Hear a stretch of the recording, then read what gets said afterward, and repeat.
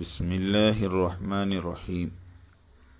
السلام علیکم ورحمۃ اللہ وبرکاتہ۔ رجاء من اللہ، آپ بصحت و عافیت اور خیریت ہوں، بندہ بھی الحمدللہ مع جمیع الاحباب والعائلہ بخیر و عافیت ہے۔ خط ارسال کرنے کی غرض خدمت عالیہ میں ملک کے اندر اور باہر دعوت کی محنت کی مختصر کارگزاری پیش کرنا ہے۔ موجودہ نازک احوال میں بالخصوص ابتدا ہی سے آپ حضرات کا دعوت کی محنت کے ہر پہلو سے تائید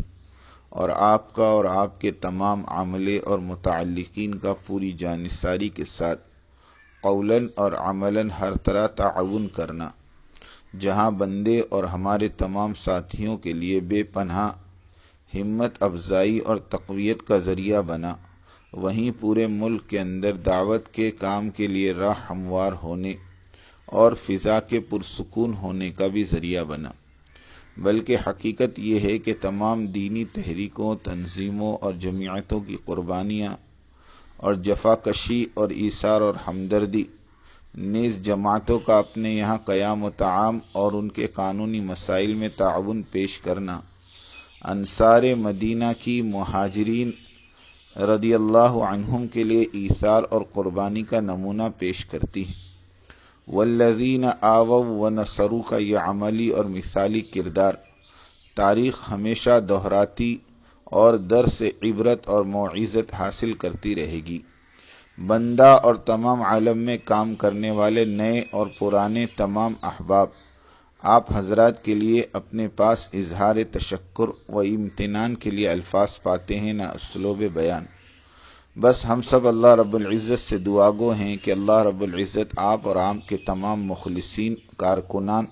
اور متعلقین کو اپنی شایان شان بدلہ مرحمت فرمائیں۔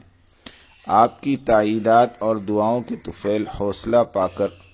ملک اور بیرون ملک الحمدللہ خوب کام ہوا اور ہو رہا ہے، اور کیوں نہ ہو، جبکہ اس دعوت والے مبارک کام کے لیے علماء حق کی تائید بنیاد اور اساس ہیں۔ اللہ جل جلالہ عم نوالہ کے فضل و کرم اور آپ حضرات کی بے چینی اور بے قراری اور دعوت والے اس کام کے تئیں کڑھن اور اولو العزمی نیز دعاؤں اور توجہات کے طفیل عالمی سطح پر کام کا تعارف اور اس کام کے کرنے والوں کے اندر ہمت اور حوصلے کا جو مشاہدہ ہوا، وہ یقیناً صحابہ کرام رضی اللہ عنہم اجمعین کے قول انا وجدنا خیر الخیر فی الکرہ والشدہ کا کھلا مظہر ہے، کیونکہ ان حالات میں ملک کے اندر تمام اہل اسلام اور بالخصوص احباب دعوت کو جو شدید اجتماعی احوال پیش آئے، وہ اس سے پہلے کبھی پیش نہیں آئے۔ اس لیے اللہ جل جلالہ عم نوالہ کی ذات عالی سے قوی امید ہے کہ اللہ رب العزت ان تکالیف جو صحابہ کرام رضی اللہ عنہم کی تکالیف کے مقابلے میں ہیچ ہیں کی وجہ سے اسلام اور اس مبارک محنت کی حقانیت کو اہل عالم کے قلوب پر ضرور منکشف فرماویں گے، کیونکہ امت کا احیاء دین و متین اور اعلاء کلمت اللہ کے لیے تکالیف برداشت کرنا ہی اہل عالم کے قلوب کی ہدایت اور حق کی طرف پلٹنے اور عالم سے بلاؤں کے ٹلنے اور قدرت خداوندیہ اور نصرت الہیہ کا ظہور کا قوی اور مؤثر ترین سبب ہے۔ اس لیے ہم نے پوری دنیا کے کام کرنے والے احباب کو چند باتوں کی طرف وفود اور خطوط کے ذریعے متوجہ کیا ہے۔ دعوت کا کام کرنے والے تمام احباب کو حیات الصحابہ میں کیف کانت الصحابہ یتحملون الشدائد کے باب کی تعلیم اور مذاکروں کے اہتمام کی طرف متوجہ کیا کہ یہ وقت اسلام کی خاطر مکی زندگی میں بالخصوص صحابہ کرام رضی اللہ عنہم کی نقل و حرکت اور اس میں تکالیف برداشت کرنے کے واقعات کو پڑھ کر موجودہ حالات میں اپنی تکالیف کو حقیر سمجھتے ہوئے ان پر اجر اور احتساب کا ہے، کیونکہ تکالیف پر اجر، صبر اور احتساب ہی ہماری وہ پونجی اور سرمایہ ہے جس سے ہم دنیا اور آخرت میں حقیقی کامیابی سے ہمکنار ہو سکتے ہیں۔ ان تکالیف کو برداشت کرتے ہوئے پوری دنیا میں بسنے والے انسانیت کے لیے اگر ہدایت کی دعا کی جائے گی تو یہ بارگاہ الہی میں اقرب الی الاجابہ ہوگی، کیونکہ اللہ رب العزت مضطرین کی اور مشکل اور بے بسی کے حالات میں کی جانے والی دعاؤں کو کبھی رد نہیں فرماتے۔ یہ وقت دعوت والے کام کو احتیاط کے ساتھ آگے بڑھانے اور طبی قوانین کی رعایت کرتے ہوئے حد الوسع اس کام میں مشغول ہونے اور اہل عالم کے سامنے حضور اکرم صلی اللہ علیہ وسلم کے لائے ہوئے اخلاق اور کردار کے ذریعے اسلام کا تعارف پیش کرنے اور ان کے ساتھ ہمدردی، غمگساری اور تعاون کا ہے۔ نیز یہ وقت آپس کے مذاکروں اور تذکیرات کے ذریعے ایک دوسرے کو تسلی دینے، ہمت افزائی کرنے اور ایک دوسرے کو مایوسی سے نکالنے کا ہے۔ حضور اکرم صلی اللہ علیہ وسلم کو جب احیاء دین اور اعلاء کلمت اللہ کی راہ میں دشواریاں پیدا کی گئیں اور تکالیف دی گئیں تو اللہ رب العزت نے قرآن پاک میں جگہ جگہ تسلی کی آیتیں وَلَقَدْ كُذِّبَتْ رُسُلٌ مِّن قَبْلِكَ فَصَبَرُوا عَلَى مَا كُذِّبُوا وَأُوذُوا حَتَّى أَتَاهُمْ نَصْرُنَا مَا يُقَالُ لَكَ إِلَّا مَا قَدْ قِيلَ لِلرُّسُلِ مِّن قَبْلِكَ إِنَّ رَبَّكَ لَذُو مَغْفِرَةٍ وَذُو عِقَابٍ عَلِيمٍ وغیرہ نازل فرما کر امت کو یہ تعلیم دی کہ ہر مشکل مقام پر یاس سے مافوق ہو کر اگر اپنی جد و جہد اور قربانیوں کو باقی رکھا گیا بلکہ بڑھایا گیا تو اللہ رب العزت کی غیبی نصرتیں اور طاقتیں اہل ایمان کے ساتھ ہیں۔ حضرت مولانا الیاس صاحب نور اللہ مرقدہ کا ملفوظ ہے کہ طبیعت مایوسی کی طرف زیادہ چلتی ہے، کیونکہ مایوس ہونے آنے کے بعد آدمی اپنے کو عمل کا ذمہ دار نہیں سمجھتا اور پھر اسے کچھ کرنا نہیں پڑتا۔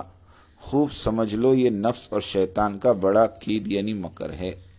مذکورہ بالا ہدایات کے مکمل اہتمام کے ساتھ ساتھ لاک ڈاؤن کی تخفیف اور سفر کی سہولتوں کے مہیا ہونے کے بعد پورے ملک کے تمام صوبوں سے پرانے ذمہ دار احباب کو بلایا گیا اور ان کا قیام بیرون مہمانوں کے ساتھ الگ الگ سینٹروں پر کرایا گیا تاکہ ان کی خدمت، اکرام اور حوصلہ افزائی ہو سکے۔ بنگلے والی مسجد مرکز نظام الدین کے معمول کے مطابق بندے کی موجودگی میں یومیہ مشورہ شروع ہوا اور ملک کے پرانے ذمہ دار احباب کی 3-4 افراد پر مشتمل جماعتیں ملک بھر کے تمام صوبوں میں روانہ کی گئی۔ صوبوں میں پہنچ کر ان جماعتوں نے صوبوں کے فکرمند احباب کو تحدید کے ساتھ مناسب مقامات پر جمع کر کے صوبوں کے اندر محنت کے احوال اور کارگزاریاں سنی، کام کی شکلوں میں غور کر کے مزید محنت کی ترغیب اور ضوابط احترازیہ کی رعایت کے ساتھ کام کرنے کی ترتیب قائم کی گئی اور صوبوں کے اندر ان حضرات کی چھوٹی چھوٹی جماعتیں بنا کر تمام اضلاع، تحصیل، شہروں اور قریوں میں کام کی ہدایت ترغیب پہنچانے کی کوشش اور فکر ہوئی، جس کے ذریعے ملک کے تمام صوبوں کے اندر الحمدللہ ساتھیوں کو بہت تقویت اور حوصلہ ملا۔ موجودہ احوال کی وجہ سے جہاں زیادہ ضعف تھا وہاں بھی ساتھی حرکت میں آ گئے۔ اس وقت کام کافی حد تک سابق معمول پر آ گیا ہے، والحمدللہ علی ذالک۔ ملک کے ان ذمہ دار احباب کی جماعتوں نے واپس آ کر مشورے میں کارگزاریاں سنائی، جس سے معلوم ہوا کہ لاک ڈاؤن کے دوران بھی ملک کے اکثر مقامات اور علاقوں میں احباب قوانین کی رعایت کے ساتھ کام کرتے رہے۔ سینکڑوں 3-4 افراد پر مشتمل جماعتیں سہروزہ، چلہ اور 4 ماہ کی نکلی، جنہوں نے مساجد اور بعض مقامات پر بربنا احتیاط گھروں کے اندر قیام کرتے ہوئے اعمال دعوت، اعتکاف، ذکر و دعاؤں کا خوب اہتمام کیا، اور میوات کے بعض مدارس لاک ڈاؤن کی پوری مدت بفضل اللہ اپنے سابقہ معمول پر قائم رہے۔ اس وقت الحمدللہ سینکڑوں چلے، 4 ماہ اور علماء کرام کی سال کی جماعتیں ملک کے اندر حکومت کی طرف سے جاری کردہ طبی قوانین کو ملحوظ رکھتے ہوئے کام کر رہی ہیں، اور 50 سے زائد علماء کرام کی جماعتیں اور کثیر تعداد میں چلے، 4 ماہ اور 5 ماہ کی جماعتیں اس ماہ ستمبر سے خروج کے لیے تیار ہیں انشاءاللہ۔ اسی طرح بذریعہ خطوط دنیا کے پیشتر ممالک کی کارگزاریاں موصول ہوئی، جن سے معلوم ہوا کہ بحمدللہ دوران لاک ڈاؤن بھی اکثر ممالک میں قوانین کی رعایت کے ساتھ اعمال دعوت کو قائم رکھا گیا۔ ان خطوط کے جوابات بطور مزید ترغیب ارسال کیے جا چکے اور کیے جا رہے ہیں۔ بیرونی مہمانوں کو کوارنٹائن سے نکلنے کے بعد سے اپنے اپنے وطن روانہ ہونے تک مختلف مقامات پر رکھا گیا۔ ان حضرات کو بنگلے والی مسجد مرکز نظام الدین کی ترتیب کے مطابق اعمال دعوت، مذاکروں اور ہدایات میں مشغول رکھا جاتا ہے۔ اکثر مہمان کرام الحمدللہ اپنے اپنے وطن روانہ ہو چکے ہیں اور بقیہ بھی انشاءاللہ عنقریب جلد روانہ ہو جائیں گے۔ مارچ کے مہینے سے اب تک الحمدللہ بنگلے والی مسجد میں 5 وقتہ نماز کے علاوہ فجر کے بعد کے بیان سے بعد عشاء حیات الصحابہ کی تعلیم تک تمام معمولات حسب سابق جاری ہیں۔ کئی سالوں سے بنگلے والی مسجد مرکز کا معمول ہر 3 ماہ پر پورے ملک کے چند پرانے احباب کو بغرض مشورہ اور عالمی تقاضوں کے جمع کرنے کا رہا ہے، وہ بھی انشاءاللہ عنقریب ہوگا۔ اس وقت ساتھیوں کے اندر کام میں آگے بڑھنے کا وہ جذبہ اور شوق اور وہ ہمت اور حوصلہ ہے جو ان حالات سے پہلے نہیں پایا گیا۔ نیز اغیار کی طرف سے بے شمار تائیدی بیانات کام کی نصرت اور غلط فہمیوں کے ازالے کا سبب بنے، جس نے یقیناً عسیٰ ان تکرہوا شیئا وہو خیر لکم کا کھلی آنکھوں مشاہدہ کروا دیا۔ ومن اصدق من اللہ حدیثا، یہ مختصر کارگزاری جناب عالی کی خدمت میں محض دعا، توجہ اور بغرض توجیحات پیش ہیں، اور بندہ ناچیز اس نعمت عظمیٰ میں مزید برکت کا متمنی اور طلبگار ہیں۔ والسلام، بنگلے والی مسجد، مرکز نظام الدین، دہلی۔